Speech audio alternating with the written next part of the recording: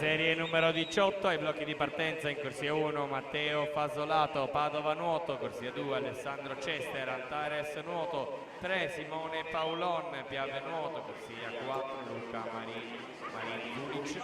Azzurra Conigliano, corsia 5 Francesco Sanson, Arcanuoto 6 Nicola Pasquale, Caorle Nuoto, alla 7 Federico Venturuzzo, Arcanuoto, in corsia 8 Riccardo Diaz Pereira, Padova Nuoto.